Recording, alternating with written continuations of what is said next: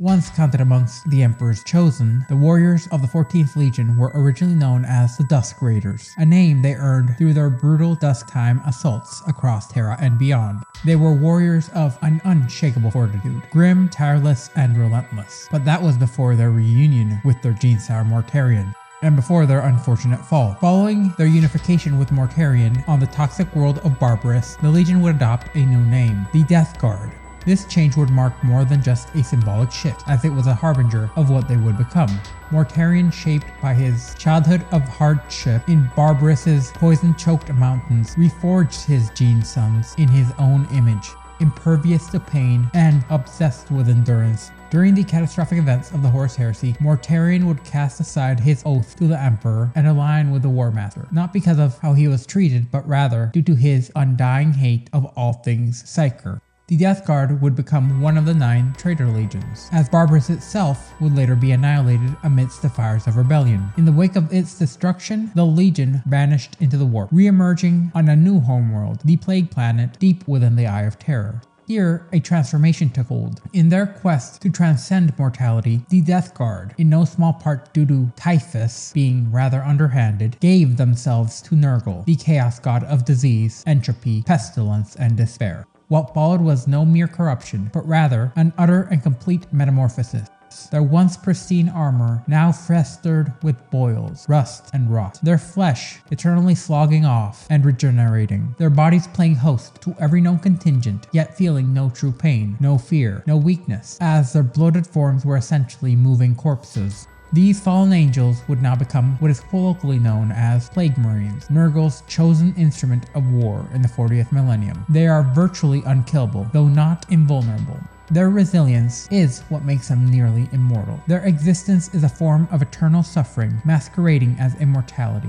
Diseases do not consume them, rather, they sustain their mind and body through eternal rot, decay, and pain, to the point that said pain is what actually allows them to resist the pain of injuries through combat. Amongst themselves, they still call one another unbroken, a grim reminder to an identity they yet refuse to shed, even as their bodies have decayed to the point that the beings who they once were no longer exist, untouched by time, by sanity, or by the cries of their former brothers. Their Primarch is now a towering demon prince of Nurgle, and he commands them with an iron will only dulled by entropy. Mortarion, once a bitter idealist shaped by hardships, now serves as a vessel and a slave for the very decay and warp-fueled magics that he once loathed. We know the Death Guard as plague-ridden terrors of the Long War, their names synonymous with rot and despair. But before their corruption, before the heresy, they were paragons of endurance. They were the Emperor's shield against the galaxy's harshest of threats. And at the center of it all was one man, one legend, whose origins still cast a long, poisonous shadow over the galaxy.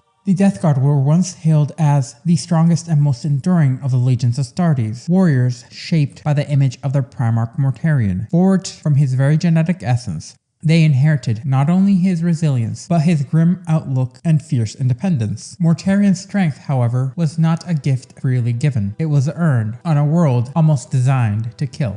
That world was Barbarus, a death-shrouded planet where thick clouds of toxic miasma perpetually blackened the skies. The human population was forced to cling to life in the lowland valleys, trapped beneath the weight of poison and fear. High above them, nestled in keeps that pierced through the densest layers of these toxic clouds, lived the overlords, beings whose true nature remains unresolved both in historical record and in legend. Whether they were mutated remnants of humanity or something wholly alien is unknown. What is certain, however, is that they were capable of surviving the lethal atmosphere that grew more deadly with altitude. That, and that they wielded powers far beyond mortal comprehension, to the point that they were sometimes even referred to as necromancers. Amongst their many unnatural abilities was the almost complete dominion over the realm of death itself. Found and raised by one of the greatest of these overlords, whose name Necaer would embody dread for Mortarion, the nascent Primarch was trained to be a living weapon. Necaer taught him the ways of war, tested his limits, and molded him in silence. Yet he withheld from Mortarion the truth of the people of the valley who lived far below the mountain's heights. It was only when the young Primarch defied his father and descended into the lower strata that he discovered the truth. Fragile and terrified humans preyed upon nightly by the same type of creatures that had raised him. Mortarion's realization ignited something deep and ephemeral within him. Though initially met with suspicion and fear, he proved himself to the lowlanders. His body built to breathe the very lethal air that limited all others, and it marked him as far more than human, but it was his spirit, marked by righteous fury, that made him theirs. The nearly unshakable loyalty Mortarion would earn from the natives of Barbarus is best exemplified in the excerpt from one of his very own death guard, as he recalls a life that he barely remembers anymore. In the later years, he will never remember how the next thing happened. He will not recall even if he landed a blow, or if he was kicked away and sent skidding through the mud. This part is hazy.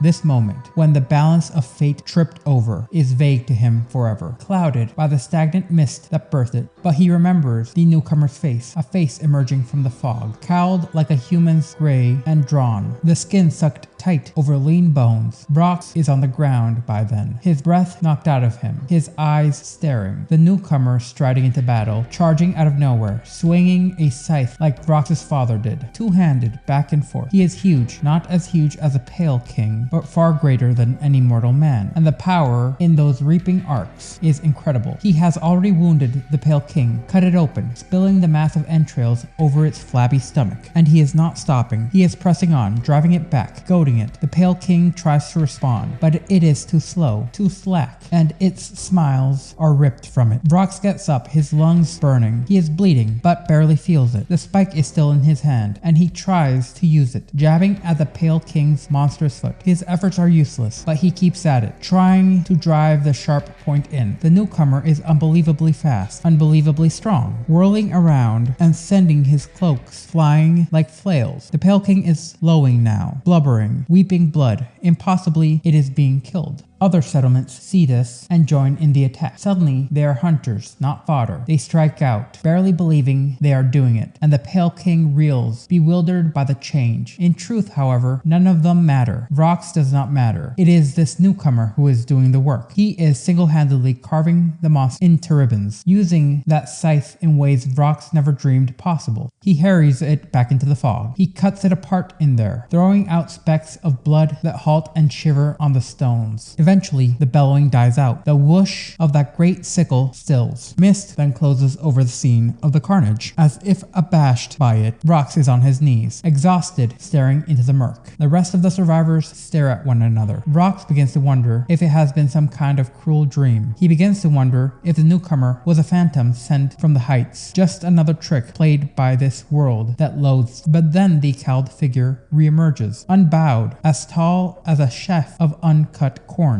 He looks barely troubled by his exertions, his hood fallen back a little, revealing gray, smooth flesh. It is the most beautiful face Vrox has ever seen, like theirs, but as hard and clean as stone. The newcomer looks directly at Vrox, and the intensity in the yellow eyes makes him want to blush, or laugh, or burst into tears. Bravely done, says the newcomer. Vrox cannot reply, as he feels his heart will burst. But then he remembers the death. He had seen his father killed, and rushed to find his body. His mother is motionless, along with many others. He is an orphan, and that is as good as a death for him too. Now the cold becomes unbearable. He looks one way, then the next, and every view sinks further into desperation. Vrox expects the newcomer to leave then. There is nothing to keep him here, for the settlement, having been stripped of its best workers, will likely cause it to wither before the winter. But he does not. He remains with them, lifting the wounded from the earth and carrying them back into what remains of the shelter. Vrox hangs back, on the verge of shameful tears, not knowing what to do or where to go. Eventually, the survivors gather in the old courtyard. Raigan, the headman, too blind and ill to fight, shuffles down to his knees before the newcomer, but is prevented by the gentle extension of a giant hand. No kneeling, the newcomer says. The time for that is long over. He turns to the rest of them. I show you a new way, the way of endurance. You have no weapons, I will give you weapons. You have no armor, I will forge armor that does not fail. You are sickened, he smiles, and it is chilling. That too can be a strength. They are hanging on his every word. His voice is strangely soft, thin like a gust of rain-frozen wind, but it is pure with conviction. Vrox has never heard a voice like that. It was the earliest memory he had of his Primarch, his gene-sire, Mortarion. He became their warlord, their champion. He took their terror and turned it into resistance. Under his command, the hunted would become the hunters. Fortress by fortress, overlord by overlord, Mortarion brought ruin to the monsters who had ruled since time immemorial, until until only Necaer remained, and the final citadel lay in the uppermost regions of the atmosphere, and was so saturated with poison that even Mortarion, a being who could inhale what would normally melt steel, could not endure. Yet he still tried. He climbed higher than ever before, driven not just by vengeance, but by the need to finish what he had begun. Unfortunately, he would fail, as he would collapse gasping at the edge of death. Mortarion would then be unable to reach his former master. In that moment, salvation came, but not from within, as the Emperor of Mankind had arrived on Barbarus, radiant and powerful, untouched by the decay that had so crippled Mortarion. The Emperor descended and struck down Necaer with a single blow, and the people rejoiced, as they welcomed him not merely as their liberator, but as a god. Yet Mortarion did not celebrate. Where the others saw majesty, he only saw contrast. The Emperor's bronze skin and noble bearing against his own pale and gaunt form, the ease of which the Overlord was slain compared to Mortarion's failure. What followed was not a conversation, but a challenge. If Mortarion could slay the final Overlord of Barbarus, the Emperor would leave him and his world in peace. If not, he would join the Great Crusade. Mortarion's failure would eventually seal his fate. Bound not by loyalty, but by duty and defeat, he joined the Emperor and his armies, leading to the seeds of the future betrayal to begin to take root. It was a test no mortal could survive, and though Mortarion was no mere man, even he reached his limits. At the edge of death, vengeance would slip through his fingers, and with it something far more dangerous: purpose. In the waning hours of Barbarus's long and bitter history, Mortarion ascended into the heights of the most poisonous layers of its death-laden atmosphere. Armed with nothing but determination and his superhuman body, he climbed towards his former master, Necaer, to fulfill the Emperor's challenge. As the gases thickened and reality grew dim, the Primarch's body, though engineered to endure, began to fail him. His lungs, so used to the miasma of lower Barbarus, could not draw breath in this rarefied stratum of concentrated toxins. At the very moment Necaer prepared to strike the final blow, in golden light he would appear. The Emperor of Mankind, unbothered by the poison choking the skies, stepped forward and ended Necaer with a single swing of his flaming sword. Mortarion, denied his vengeance, would be forced to bow to fate, but submission did not equate to loyalty, as the Primarch's soul twisted in that very moment, as resentment grew in a space where triumph should have lived. Following this fateful encounter, Mortarion would be reunited with his legion, which the Emperor had allowed him to rename the Death Guard, honoring the mortal army that the Primarch had once led in the defiance against Barbarus's overlords. Hardened by the toxic crucible of their homeworld, the new members of the Death Guard quickly proved to be one of the most unyielding forces within the legions of Astartes. Campaign after campaign, they would prove themselves the anchor of the Imperial battle line,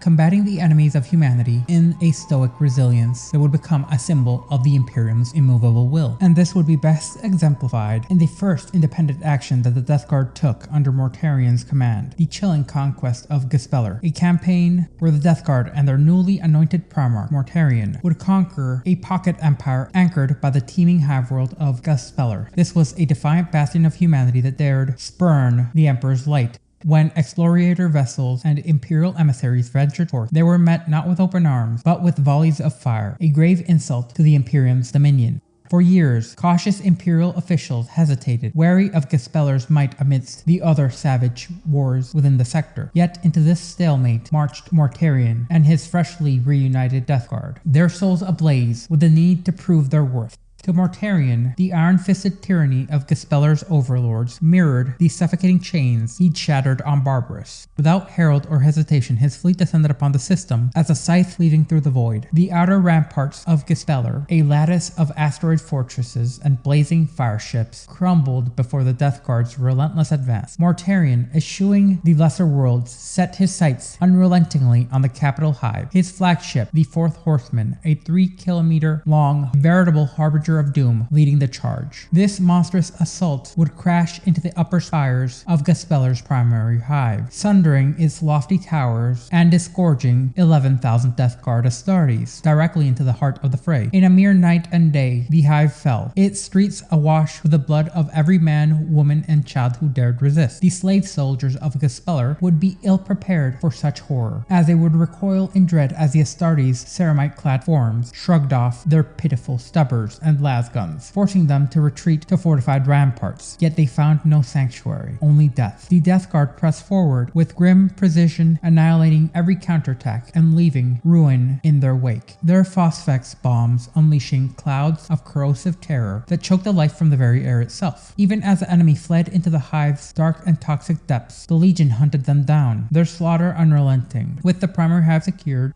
the Death Guard tech marines seized the planet's orbital defenses, silencing them with a cold efficiency that paved the way for more reinforcements descending from orbit. However, it seems that the residents of this world did not learn, as from Gespeller's secondary hive surged a desperate counterstrike. Tens of millions of soldiers, bolstered by thousands of rumbling tanks, became a tide of defiance against the Death Guard's iron grip. Mortarion would answer with the thunder of warships raining down devastation from above upon the massed ranks below, shattering their resolve in the open field. One by one, secondary hives were encircled, besieged, and stormed, as the Death Guard were deaf to the cries of surrender. Mortarion, having had his heart forged in the crucible of Barbarus' very cruel battlegrounds, offered no quarter. His forces pursued the broken remnants of Gespeller's armies, ensuring none survived. Yet victory still bore a bitter cost, as the Death Guard suffered grievous losses, including the first captain, Avantis Brazdan. When Imperial support fleets arrived, they gazed upon a world reduced, aghast at the carnage wrought by Mortarion's hand. The oppressed masses of Gespeller, long crushed beneath their former masters, bent the knee to the Imperium without a murmur.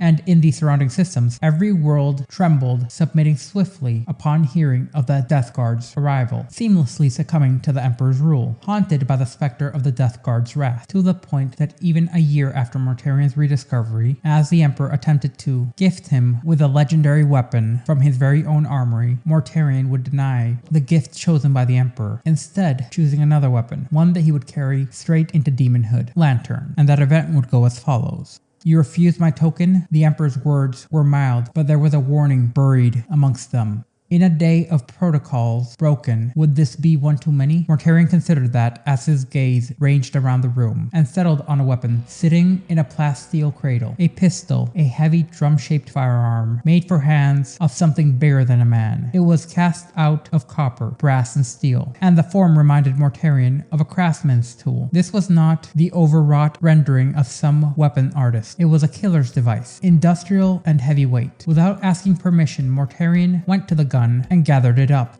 I do need a pistol, he allowed. He looked closely at the frame. The parts of the mechanism were disconnected, and he automatically set to the task of putting it into working order. The Emperor frowned. The maker of this weapon called it Lantern. He told me before I put him to death. What did he do to deserve such a fate? The man led a cult of killers on a manufacturing world known as Shenlong. They said they worshipped a dragon. His father's gaze grew cold. It became necessary to destroy them in order to ensure the compliance of the planet. Mortarion found the control mechanism for the gun and activated it. The lantern came to life in his grip, instantly biolocking itself to his genetic imprint. It sat well in his long-fingered hand, and he sensed the raw, deadly power humming from within its casing. This will do, he intoned. It fits you well, allowed the Emperor, slowly putting aside the scimitar he had intended to gift his son. Take it then. Use the lantern to cast the light of our Imperium into the darkness. One token serves as well as another. He gave a nod. Once again, my son, you find your own path. You mean I defy the plans others have for me? Mortarion said the words without looking up from the gun in his fist. The room seemed to grow colder in the wake of his reply, and all unspoken things between the two of them clouded in the air like ghost smoke. I am here, said his Genefather. Is there something you wish to say to me, Mortarion? Speak your mind, if you will. There were cords on the belt around Mortarion's waist, and he used them to fashion a lanyard from which the lantern could hang. I have many questions, he said at length. His voice rasped in the sudden quiet of the domed chamber, but I will dismiss them all for now, to know the answer to just one. Tell me why you took my victory from me the day you came to my world. A rare flash of confusion flickered in the Emperor's eyes. I did it to save my son's life. You would have died up there on the mountain. The fiend who tormented you for so long. The only victory would have been his. He studied Mortarion for a long moment. I could not let you perish, not after spending so long in search of you.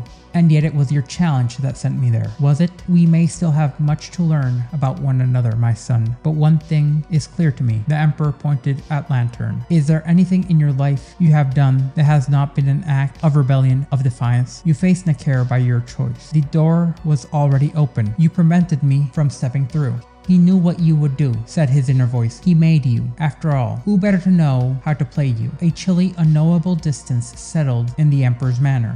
A father is beholden to educate his sons. You learned a valuable lesson that day. I saw I had to remind you of your humility, Mortarion. There are some enemies you cannot defeat alone. Never, the silent voice bellowed in denial. Never admit defeat. Mortarion looked down at the weapon in his hand and considered the potential of it. For one giddy second, a dark and terrible question came to the forefront of his mind. What if I turned this on him? What would happen then? In the next second, the unbearable, unconscionable question melted away. In this place, there was emptiness. In the yawning abyss of emotions, Mortarion saw a dim candle of need, an unformed want calling out for connection, for kinship. He crushed that sentiment without hesitation. He had brotherhood and fraternity amongst those he had shed blood with, and perhaps he might find it in the hearts of the Primarchs, his brethren in the days to come. Given his Genefather's ways, Mortarion did not doubt that others of his siblings might share a measure of the ambivalence he felt towards their shared progenitor.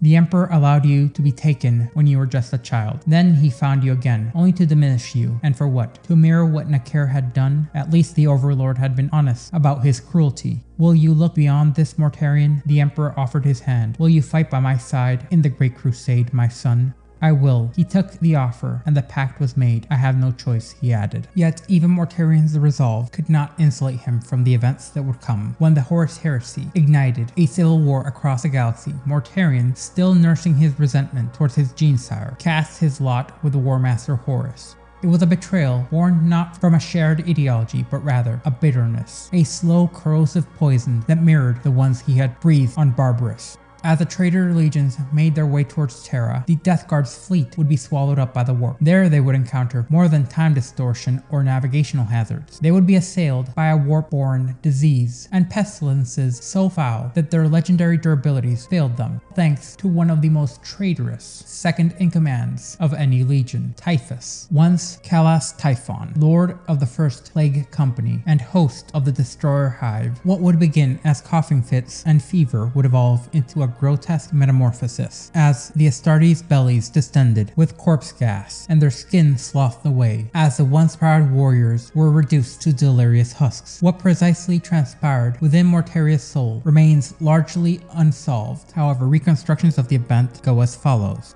Swear your loyalty to me. Bowed down upon one knee, Mortarion could not hold up his gaze towards the black, placid mud of Barbarus, and he looked up into the shining eyes of the newcomer. The stranger's words seemed to stop the passage of time. An aura of power, vast and barely contained, cracked about him. He looked into Mortarion's eyes, and he saw into the murky depths of his soul, to the lost and the forgotten places within that Reaper of Man, kept hidden even from himself. Mortarion's jaw stiffened. He did not want to become an open book. He did not want to give your fealty to the grandfather. Bowed down upon one knee, Mortarion could still not hold his gaze towards the rusted, broken steel of the Terminus Est, and he looked up into the menacing eyes of the great entity that swallowed the wild sky. The god thing's utterance made the strings of reality hum and resonate. A dark ether of corruption was falling like thick sleet, thickening the space around him. The entity calling itself the Grandfather filled Mortarion's lungs with spores of living death and opened him up from within,